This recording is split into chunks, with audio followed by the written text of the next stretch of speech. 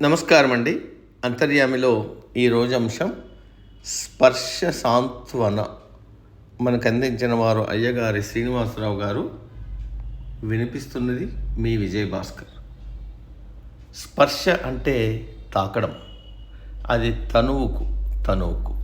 తనువుకు మనసుకు మధ్య మాత్రమే కాదు, అనేక ఇంద్రియాలకు అనుసంధాన వారధి. దాని శక్తి అమోఘం, అమేయం. భౌతికమైన అనుభవం, మానసికమైన అనుభూతి, ఆధ్యాత్మికంగా పరిణితులతో పాటు మనసును, ప్రకృతిని పులకింపజేయడం, రంజింపజేయడం స్పర్శ లక్షణం.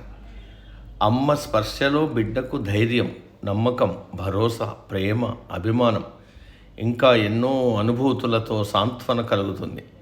ఏదైనా బాధతో అంతవరకు గుక్కపట్టి ఏడుస్తున్న బిడ్డకు అమ్మ చేతి స్పర్శ తగలగానే ఆ ఏడుపు స్థాయి సగానికి తగ్గిపోతుంది. తనకు ఇక ఏ భయమూ ఉండదనే భరోసా దొరుకుతుందా స్పర్శలో ఆ బిడ్డకు?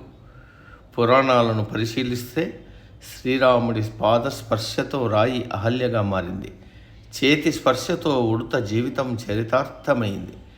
పరిష్వంగంలోని అనుభూతిని సంపూర్ణంగా అనుభవించిన ఆంజనేయుడి జన్మ ధన్యమైంది.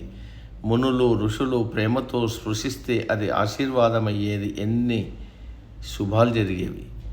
అలసిన శరీరాన్ని పిల్ల తెమ్మర స్పర్శ సేద తీరుస్తుంది. చలికి వణికే ప్రకృతిని సూర్యకిరణ స్పర్శ చైతన్యపరుస్తుంది. వేసవి ఎండలతో వేడెక్కిన పుడమి మేన్ను స్పృశించే తొలకరి చినుకులో అమృతత్వం ఉంది. అనాదరణతో విసిరివేతకు గురై భూమిలో నిద్రాణమై ఉన్న బీజాలకు ఆ చినుకు స్పర్శ ప్రాణదాత అవుతుంది. చంద్రుడి వెన్నెల స్పర్శ ఎన్నో పూలు వికసించడానికి దోహదపడుతుంది. ఆ పూల సువాసనల స్పర్శ లోకంలో అనేక తావులలో గిలిగింతలు పులకింతలకు కారణమవుతుంది.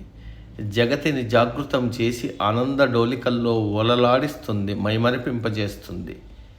నిద్రలోకి జారుకునేలా చేసే స్పర్శను జోకొట్టడం అంటారు. ఆ ప్రక్రియలో సున్నితంగా తగిలే ఎదుటి వ్యక్తి కరస్పర్శ తనువుకు లాలననిస్తుంది, మనసుకు హాయినిస్తుంది.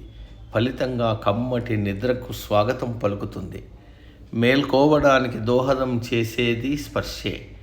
లేలేత సూర్యకిరణాలు జగతిని స్పృశిస్తే జీవకోటి మేల్కొంటుంది. కష్టాలు, సమస్యలతో సతమతమయ్యే మనిషి మనసును ఏవైనా మధురమైన పాటలు స్పృశిస్తే ఆ బాధ నెమ్మదిస్తుంది, మనసు తేలికవుతుంది. కవుల కావ్యాల్లో స్పర్శ అంశాన్ని స్పృశించడం మరచిపోలేదు. నది ఒడ్డున బాతులు తలలు రెక్కల్లో దూర్చి నిద్రిస్తున్నాయి. ఆ స్థితిలో ఉన్న బాతులను చూసిన ఊరి కావలి వారు ఉషోదయ కాలంలో స్నానం కోసం వచ్చిన పండితులు వారి వస్త్రాలను పిండి అక్కడ పెట్టి మర్చిపోయారని భావించారు. వాటిని వారిళ్లలో అప్పగించాలని తీయబోయి చేయి వేయగానే ఆ స్పర్శకు బాతులు ఉలిక్కిపడి నిద్రలేచి టపటపా రెక్కలు కొట్టుకుంటూ ఒక్కసారిగా గోలగా అరచి ఇదుకుంటూ వెళ్ళిపోయాయట. ఇంత మనోహర వర్ణన శ్రీకృష్ణదేవరాయల ఆముక్తమాల్యద కావ్యంలోనిది.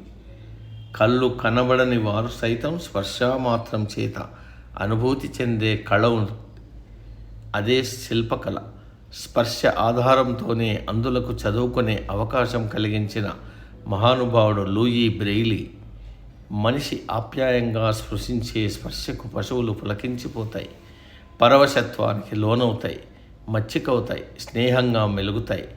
మొక్కలు చెట్లను ఆప్యాయంగా స్పృశిస్తే ఏపుగా పెరిగి చక్కనైన ఫలసాయాన్ని ఇస్తాయని వృక్షాల మీద పరిశోధనలు చేసిన జగదీష్ చంద్రబోస్ నిరూపించారు.